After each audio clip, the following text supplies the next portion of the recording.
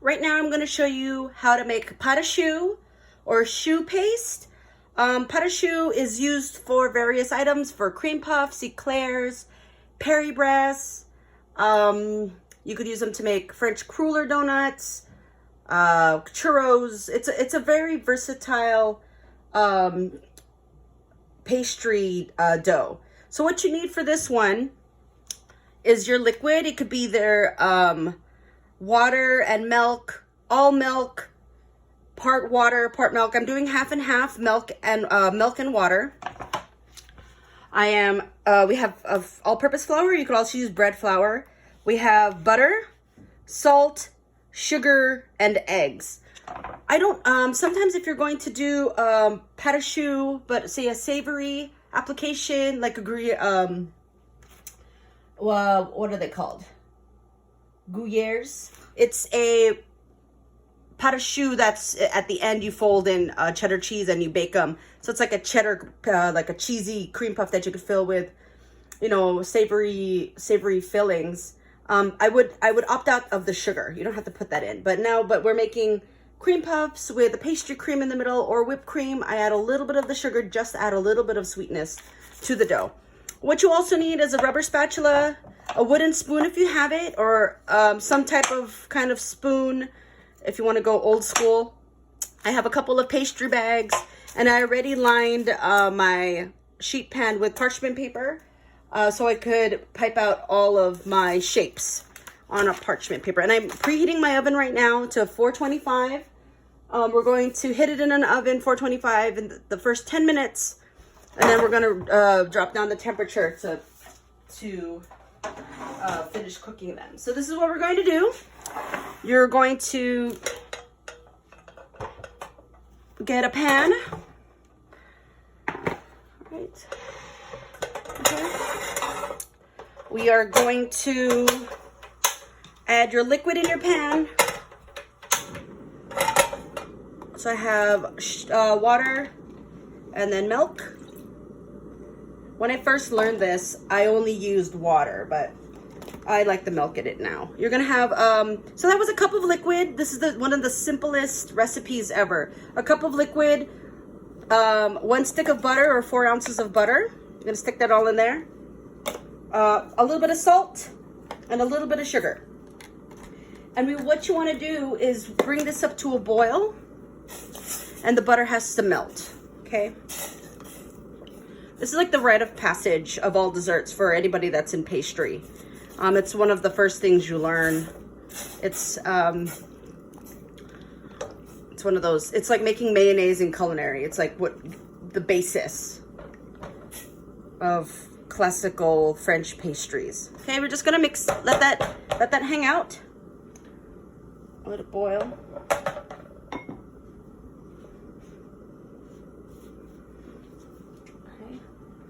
Doesn't take too long. Just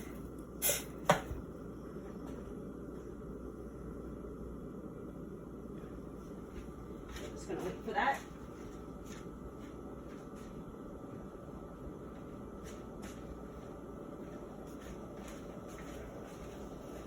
All right, see, it's coming to a boil, but you want to make sure if it comes to a boil, but all of the butter is melted.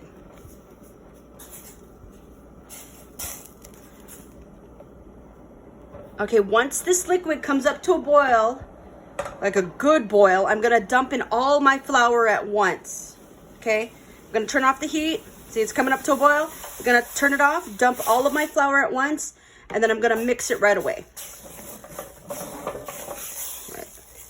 Mix it right away until it comes to a ball.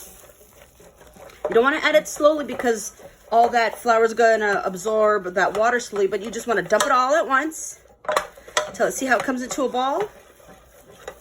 Okay, so once it comes into a ball, I like to you have to turn on kind of a medium-low heat. We're gonna cook this paste a little bit, just to dry out some of that flour, to cook off that flour. Once you see a little bit of the dry bits start sticking on the bottom, see that it's starting to dry a little bit onto the bottom of this pan. Once you get a thin film and this turns into a ball, you are ready to go. Okay, see, it's a nice film on the bottom. You see that? It's starting to dry out a bit. That's good to go. So I'm going to turn this off. Okay, we're going to let this cool just a little bit. Just a tad. Let me put this stove somewhere. Okay, gonna let this cool just a tad before I start adding my eggs. If I was doing this in a mixer, I would stick this in the mixer and turn on the machine on really low, just to kind of cool off this this mixture before I start adding the eggs. So I'll let this sit for maybe about 5 minutes before I start adding the eggs. Okay, waited about 5 minutes for this to kind of hang out and just slightly cool, because sometimes the pot is too hot and when I add the eggs in, it starts to scramble. But what you want to do now is to add an egg one at a time and stir it until that egg is absorbed before adding the other ones. Okay, gotta mix it really quick.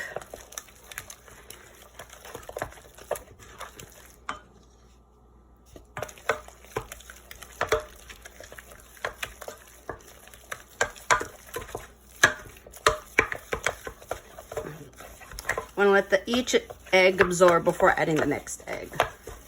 Okay. You could also use a rubber spatula if you want to, but I'm a little old school. Something about a wooden spoon when you do this.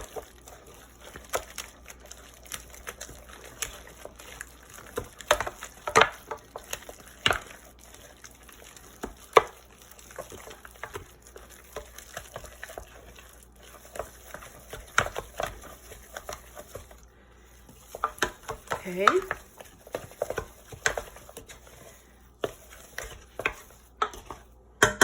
And then ideally when you're doing pate choux, you want to hold back the last egg. And then you're going to test the consistency to see if it's right. It should, when you lift up your spoon, it should create a little V. Or if you pinch it between your fingers, it's supposed to hold like a thin layer of dough. It all depends on the humidity of the flour and all that. So you want to just, it's kind of like the only time you get to eyeball stuff in baking. It's kind of, this is all about feel here. Okay, it's still a lot dry, so I'm going to add that last egg. I might have to add a little bit more of another one. We'll just see how this last egg gets absorbed.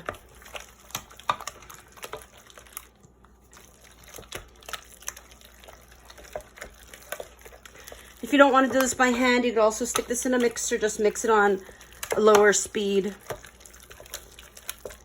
It'll take you a couple of minutes when you use a mixer, rather than all the time that we're taking now.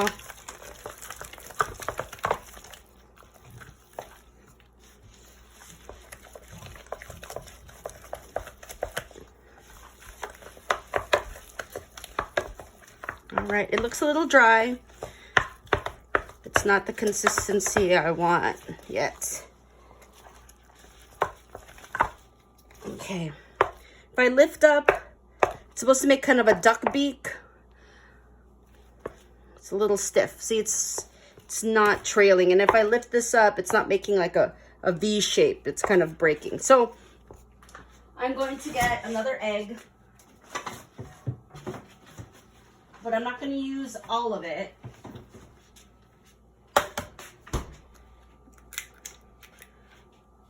I'm going to scramble this a little bit and just put maybe a half of it or quarter it first. It's almost there, because if you add too much liquid at this point, there's no going back really.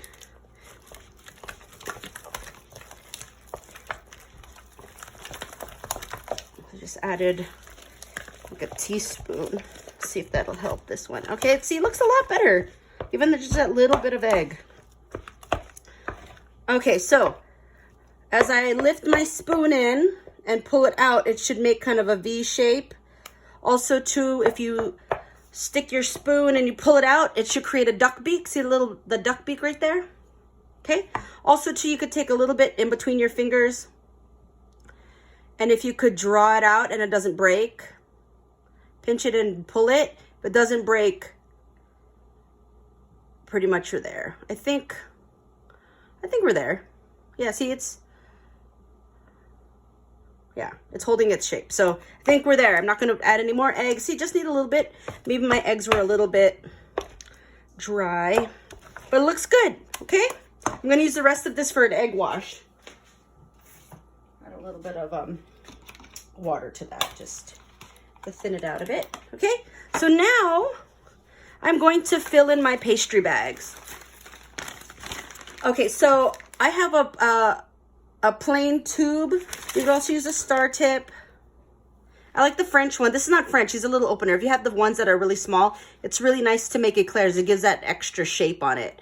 So you could use any of these. This is good for a Paris breast, which looks like a donut that's made with this. I'm gonna start off with just a plain tip. I'm doing the double bag method just because I don't wanna waste too many bags. I have my pastry bag here. Okay, when you use a pastry bag, you gotta fold it over your hand, okay? Just to make a cup, you could scrape it right here against your hand, and it keeps the bag around clean. It's really hard to try to fill the bag like this and make it nice and neat. So you wanna fold it over your hand like so, and then use the side of your hand to kind of scrape off from the spoon, okay?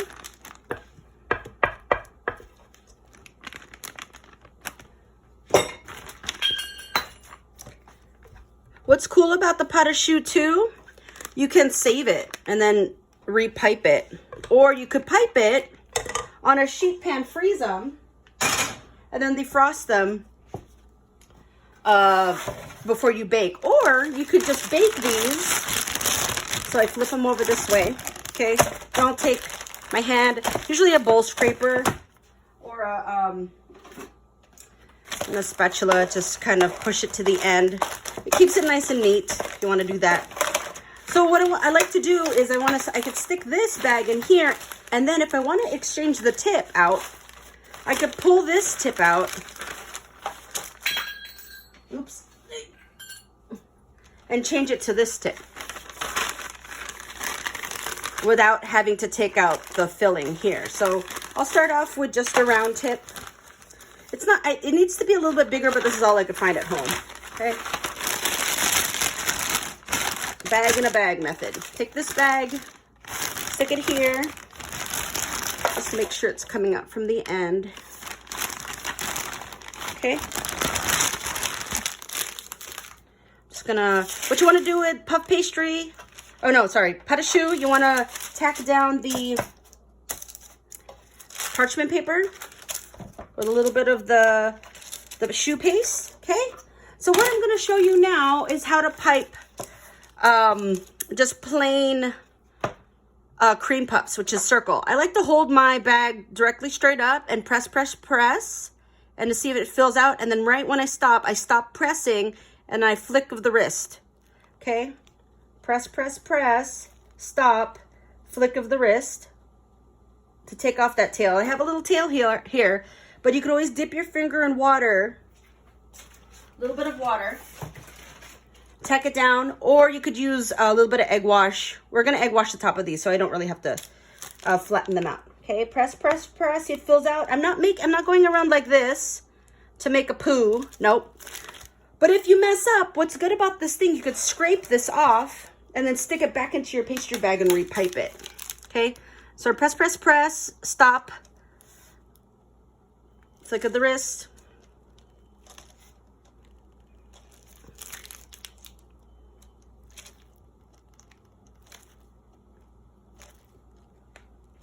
Okay, so those are your cream puffs. If you want to do eclairs, you want to just make sure you have one, just kind of eyeball. Sometimes I like to make squares and then go from point to point. Always the first couple ones look a little bad, so they look like fingers. Let me redo these too. But if you make squares, if you fold this parchment paper into squares, you could always just kind of follow the line of the squares. But There, that's better. See? Okay, then stop and then pull it this way.